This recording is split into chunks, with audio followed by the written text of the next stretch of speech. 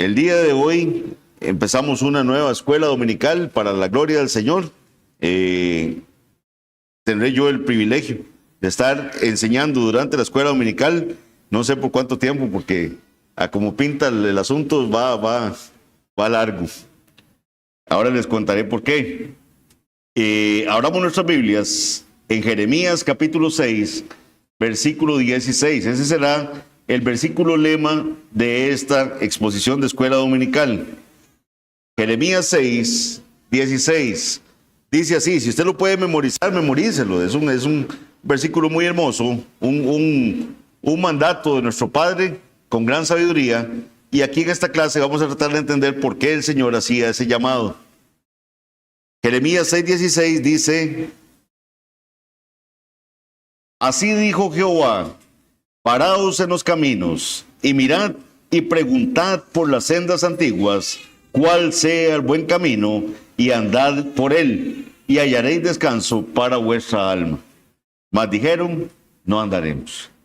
Entonces, esta clase de escuela dominical, esta serie la he titulado Sendas Antiguas. Sendas Antiguas, valorando nuestra herencia bautista reformada. Así es como he titulado esta. Ahorita les explicaré por qué le hemos puesto este título a la serie. Sendas Antiguas, valorando nuestra herencia reformada. ¿Cuál es el propósito de esta serie? Digamos, si el día de hoy los pararan a ustedes y les dicen, ¿qué es un bautista reformado? ¿Qué es un bautista reformado? ¿O qué es esa iglesia bautista reformada a la que usted va?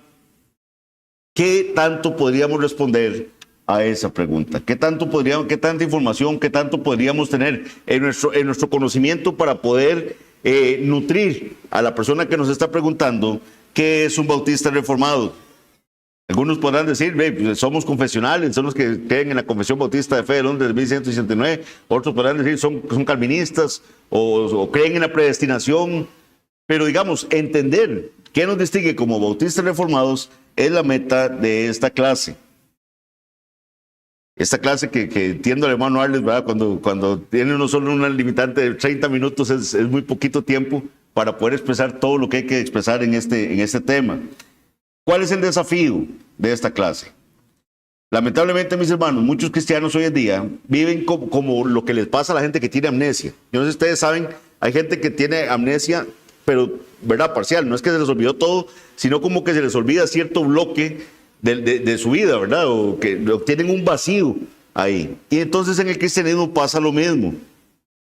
Hay algunos que saben que aquí está la iglesia y que vienen a una iglesia bautista reformada, pero no saben por qué esta iglesia cree lo que cree. O sea, no saben por qué estamos aquí y por qué creemos lo que creemos. Y eso tiene un grave peligro. Mucho de eso es porque el llegar a entender las cosas de por qué la iglesia cree lo que cree toma tiempo, ¿verdad? Toma tiempo, pero también requiere esfuerzo, requiere que cada uno de ustedes tenga la voluntad de investigar más al respecto. Y lamentablemente vivimos en una sociedad que le gusta poco informarse, que le gusta poco investigar, ¿verdad? Se conforman con lo mínimo posible. Y así no lo vamos a lograr saber todo lo que requeriríamos saber respecto a por qué creemos lo que creemos.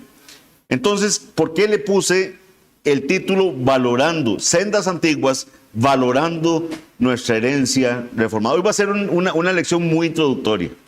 Cuando se suponía, mis hermanos, que esta lección iba a cubrir esa introducción y temas históricos y de confesión de fe, y es imposible. O sea, terminé haciendo de la primera lección como 3 lecciones. Entonces, quiero ir despacio y con buena letra. Vamos a hacer una introducción hoy para que ustedes entiendan lo que vamos a estar estudiando y ojalá que se motiven a que estemos tempranito y podamos arrancar en punto para aprovechar el tiempo. Entonces, ¿por qué le puse Sendas Antiguas, valorando nuestra herencia bautista reformada? Sendas Antiguas porque definitivamente vamos a tener que ver hacia atrás. Vamos a tener que ver a historia de por qué la iglesia cree lo que cree hoy en día. ¿Qué hechos sucedieron? ¿Cómo conectamos eso que acabamos de terminar de estudiar en el libro de los Hechos con nuestra iglesia hoy en día? Han pasado siglos en medio de todo esto. y necesitamos saber por qué se llegó a creer o por qué llegamos a confesar lo que confesamos hoy en día. Uso la palabra valorando nuestra herencia reformada en lugar de palabras como estudiando. Pude haber puesto estudiando nuestra herencia reformada o pude haber repasando nuestra herencia reformada, pero quiero, mis hermanos, que de aquí salgamos valorando, que salgamos viendo que es algo digno de valorar, es algo digno de apreciar, es algo digno de defender. Y es que lamentablemente también han llegado personas que no valoran, que simplemente menosprecian lo que esta iglesia pueda creer. Cada iglesia que hoy en día se supone que debería tener un antecedente, al igual que las familias, ¿verdad? Que tenemos antecedentes, hay gente que valora mucho el antecedente familiar, ¿verdad? El abuelo que se esforzó y que logró que la familia tuviera un bienestar y generó un negocio y la familia ha vivido de eso por años. Hay gente que valora mucho eso. Hay otros que no les interesa saber cómo fue que su familia llegó a tener lo que tiene hoy en día o cómo se forjaron. Lamentablemente, como les digo, hemos tenido personas que no han valorado, ni les interesa tampoco saber por qué creemos lo que creemos. Entonces, esta palabra valorando para mí tiene un aspecto más de afectivo, ¿verdad? Yo quiero que nos guste, que entendamos, que amemos el estar en esta iglesia, pero entendiendo por qué todos vamos a caminar en unidad creyendo lo que creemos. Así que lo que vamos a estar estudiando no es solo información técnica. No quiero que se vuelva, ¿verdad?, una cuestión donde yo les doy datos y ustedes aprenden datos, ¿verdad?, técnicos con respecto a esto, sino que sea un tesoro que ha sido preservado por la gracia de Dios a través de los siglos. Mi anhelo y mi oración es que podamos valorar aún más el hecho de ser bautistas reformados. Esto, mis hermanos, no es una simple moda, no es que ahora qué bonito, digamos que somos bautistas reformados, suena bonito, le ponemos un buen rótulo y así vamos a jalar gente. No, somos bautistas reformados por algo, porque creemos una serie de doctrinas de una forma específica y eso nos distingue con respecto a otros hermanos que se congregan en otras iglesias. Eduardo siempre ha dicho algo, dice que uno debe tratar de, en el estudio de la palabra del Señor, ser lo más consistente posible. Y si somos bautistas reformados es porque creemos que es la forma o la teología que ha logrado explicar de una forma más consistente las doctrinas del Señor. Nuestros hermanos que se congregan en otras iglesias, ¿verdad?, tendrán su forma de entender las doctrinas bíblicas, respetables también, pero no las compartimos. Eso no nos quita que seamos hermanos de ellos, ¿verdad?, que caminemos todos alabando el nombre del Señor, creyendo una serie de doctrinas primarias que tienen que ser comunes a todos los creyentes. Ahorita voy a hablarles un poquito más de eso.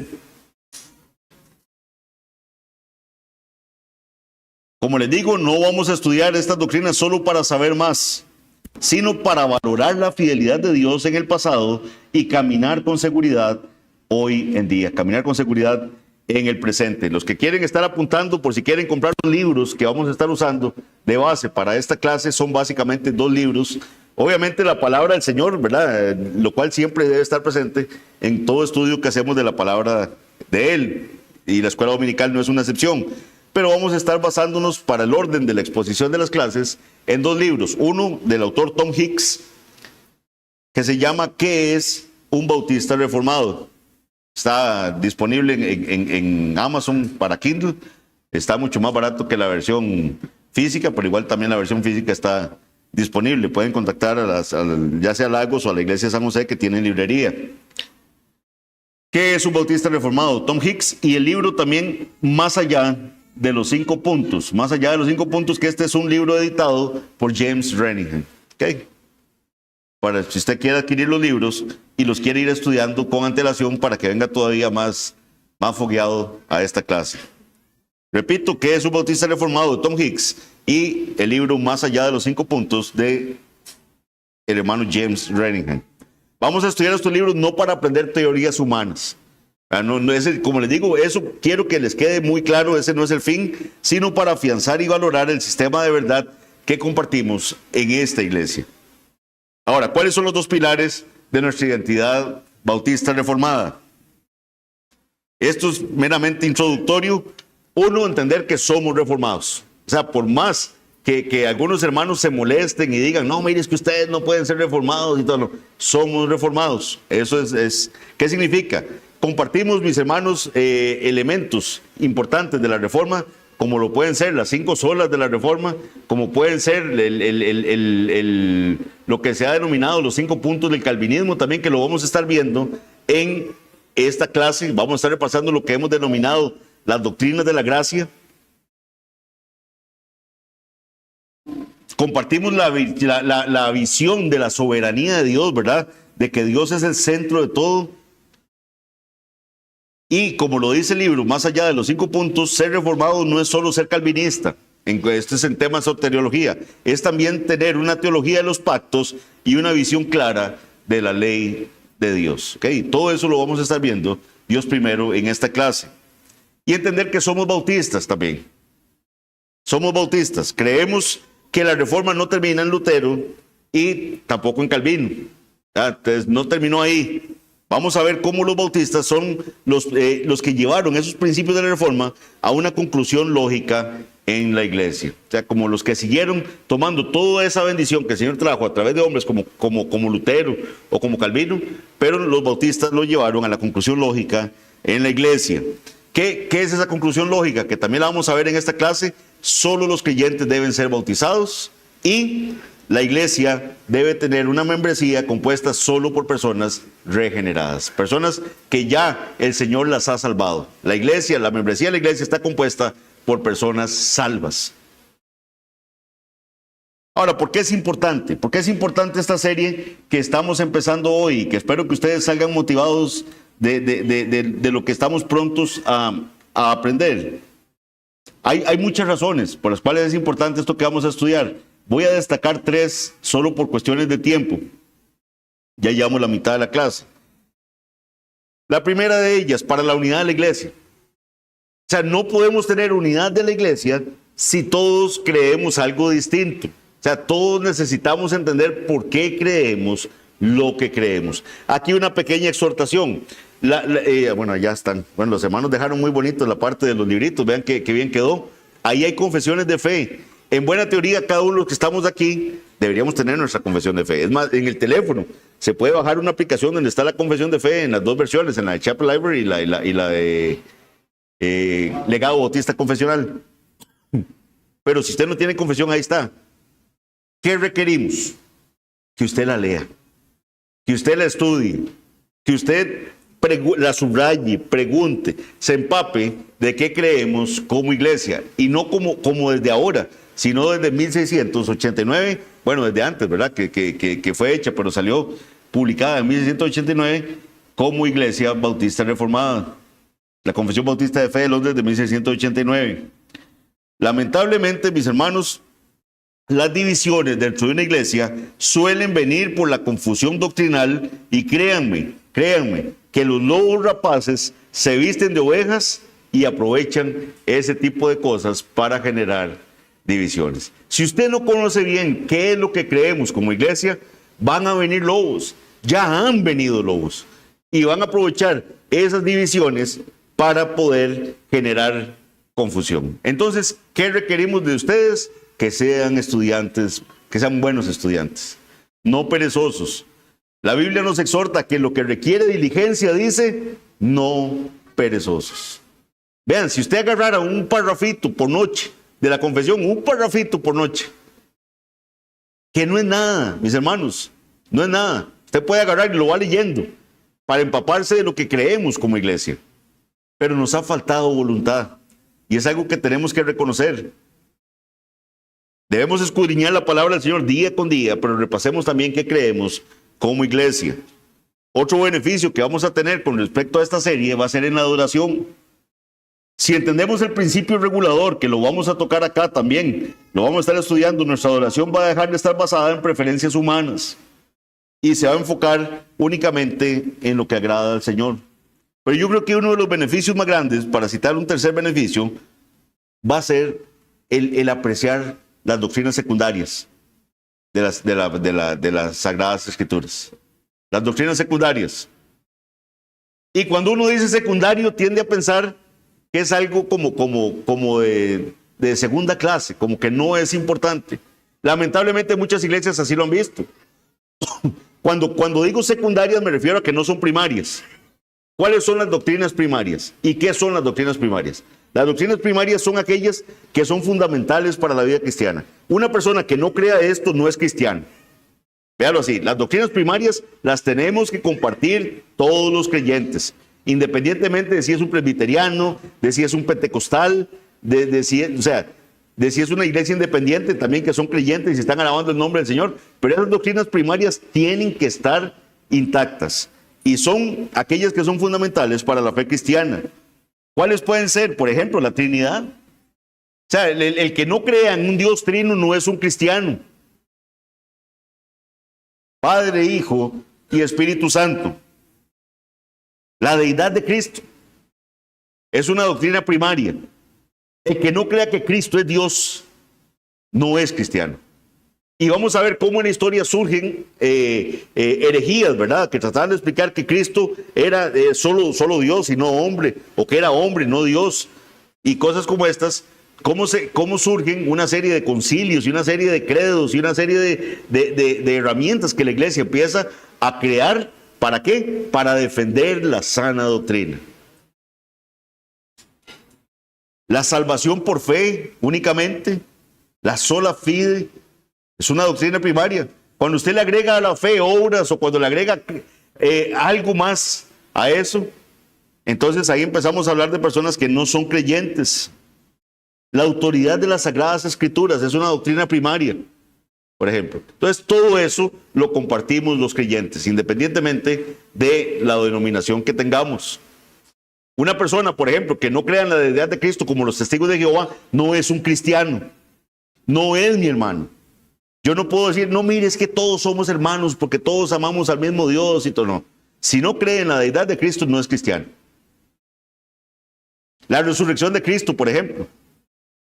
Creemos una resurrección, ¿verdad? Que ocurrió al tercer día después de la muerte, literal. O sea, Él se levantó en cuerpo de la muerte. Y anduvo y se apareció a muchos y después ascendió. Y está sentado hoy a la diestra del Padre esperando que el Padre ponga a sus enemigos por estrado de sus pies y a venir por su iglesia. Creemos todo eso. Esas son doctrinas primarias. Pero mis hermanos, hay una gran riqueza en la palabra del Señor en doctrinas secundarias. ¿Cuáles son esas doctrinas? Doctrinas en las que vamos a diferir de alguna u otra forma entre las iglesias y que son las que nos distinguen con respecto a otras iglesias y que permiten que nosotros andemos en unidad aquí, en la Iglesia Bautista Reformada de La Juela, y los hermanos que se reúnan allá en otras iglesias que no se adhieren a la confesión de fe tendrán su propia confesión de fe y su propio entendimiento de estas doctrinas secundarias. Hicks dice algo muy interesante en el libro con respecto a las doctrinas secundarias. Él dice, no son tan hermosas como lo es Cristo. O sea, una doctrina secundaria no es tan hermosa como entender lo que es Cristo. Pero cuando la iglesia descuida esas doctrinas secundarias, entonces las gloriosas verdades sobre Jesús mismo comienzan a verse amenazadas. Si usted cree que las doctrinas secundarias no son importantes y que puede jugárselas solo, ¿verdad?, teniendo una confesión de fe israelita que toque solo las doctrinas primarias, y usted dice, mira, esta iglesia sí cree lo mismo que yo, claro, pero es que es muy fácil. Ponen una confesión de fe muy light, ¿verdad?, que toca solo las doctrinas primarias, y entonces dice, sí, claro, creemos lo mismo. Pero ¿qué pasa con las doctrinas secundarias? Lamentablemente están surgiendo, como les digo, iglesias que optan por confesiones simples, que expresan correctamente algunas doctrinas primarias, pero carecen de la plenitud de la verdad bíblica. Y es que yo no puedo decir qué partes de la Biblia son importantes y cuáles no. ¿Por qué? Porque según la Timoteo 3:16 dice, toda la escritura es inspirada por Dios, toda. Aún cuando estamos leyendo números, ahí que usted dice, ay, ¿cuándo pasaremos de números ya? Porque de tanta genealogía, de tanto que leemos y todo, toda la escritura es inspirada por Dios. Y no solo eso, sino que nos dice que es útil para enseñar, es útil para redarguir. ¿Saben qué es redarguir? ¿Cuántas veces ha repetido usted ese versículo y dice, mire, es que la palabra de Dios es útil para redarguir? ¿Y qué es eso? Esas cosas, mis hermanos, yo quiero que seamos cristianos más que investiguemos más. que nos interesemos más. Redarguir es cuando usted me da un argumento y yo uso su argumento para tirarle un contraargumento. Eso es redarguir. Redarguir. Para corregir, para instruir en justicia. Entonces dice que todas las partes de la Escritura, incluyendo las doctrinas secundarias y las terciarias también, porque hay doctrinas que van siendo, digamos, más, digamos así, no que no son importantes, sino que no son, mi hermano puede tener una doctrina terciaria, pensar distinto que yo en otra iglesia, y somos hermanos en Cristo. No por eso yo voy a tratarlo de hereje o voy a tratarlo de cosas así, que esa lamentablemente es una falta de respeto que se ha dado en algunos hoy en día, de inclusive llegar a llamar hereje a una iglesia como esta por adherirse a una confesión de fe histórica. Jovencitos que apenas se han escuchado un par de sermones de alguien y ya con eso creen que saben toda la historia de la iglesia y pueden llamar hereje o llamar de secta a una iglesia como la Iglesia Bautista Reformada de Alajuela. Entonces por eso yo creo que es fundamental esta clase. Necesitamos valorar lo que el Señor nos ha dado. Qué torta, no me va a dar el tiempo. Vamos a ver. La historia nos demuestra, mis hermanos, que las doctrinas secundarias y las terciarias pueden tener un impacto significativo en nuestra comprensión de la fe y nuestra práctica cristiana. Por ejemplo, la doctrina de la predestinación está considerada una doctrina secundaria.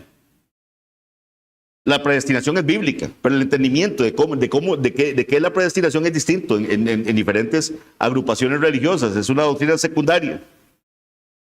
Y vean que aún hasta el día de hoy sigue siendo un tema de polémica dentro del cristianismo. Un tema de discusión a lo largo de la historia de la iglesia. Nuestro Señor requiere que las iglesias transmitan todo el consejo de Dios, todo el consejo de Dios. Eso es lo que se le recomendó al pastor Timoteo. Y transmitir ese consejo de Dios a cada generación para que las grandes verdades sobre Jesús y su evangelio no se pongan en peligro por descuidar enseñanzas secundarias de las Escrituras, que forman un todo interconectado. De no ser así, mis hermanos, las generaciones posteriores no van a tener la sustancia doctrinal necesaria para continuar confesando el evangelio.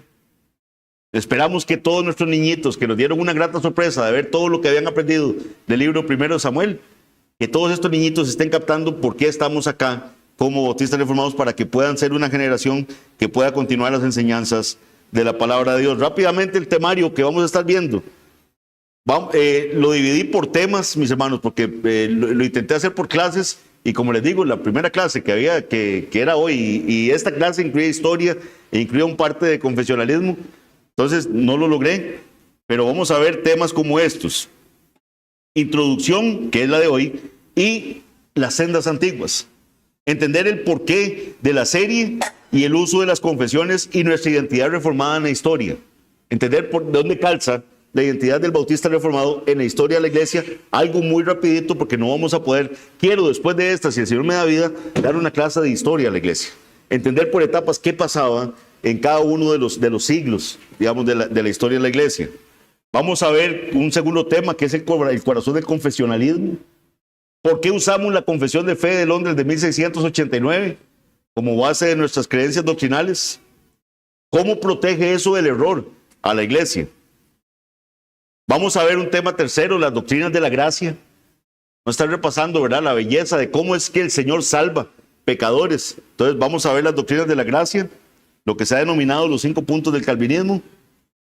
Vamos a ver otro tema, también la distinción entre la ley y el evangelio. Eso lo vamos a estar viendo. Estaremos estudiando los pactos también. Vamos a ver qué es la teología de los pactos. O sea, qué son los pactos. ¿Cómo es que Dios se relaciona con el hombre?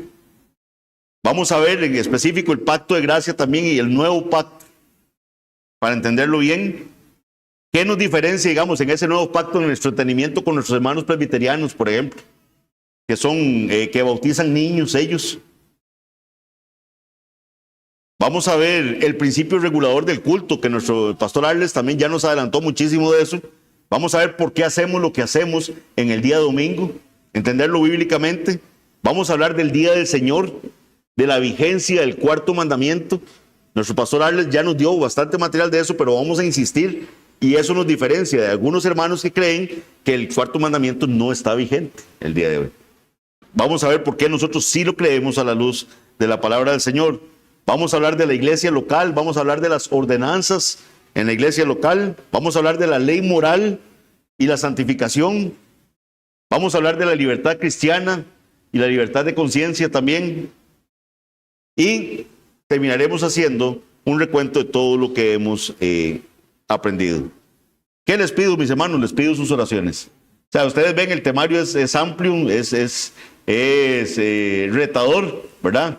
Voy a requerir que ustedes estudien mucho también, que hagan muchas preguntas. Entre semana van a poder mandarme las preguntas probablemente no se las pueda contestar en el mismo momento, y si puedo hacerlo haré, pero voy a hacer todo mi esfuerzo para poder responder todo lo que pregunten sobre estos temas. Pero requerimos mucho estudio de parte de ustedes. Vean, mis hermanos, si ustedes no se leen la confesión, primeramente, si usted no estudia la palabra del Señor, y si usted no se lee constantemente la confesión de fe, que es lo que creemos, y si usted no entiende el valor tan grande que tiene el haber llegado a lo que hemos llegado hoy en día, fácilmente personas inescrupulosas se van a meter y le van a decir: mire, es que eso no importa, eso es de hombres, lo importante es el amor. Entonces, lo importante es el amor, y mientras nos amemos todos, todo está bien. Entonces, mis hermanos, tengamos mucho cuidado. Aduladores que buscan decir cosas bonitas a la gente para sacar provecho.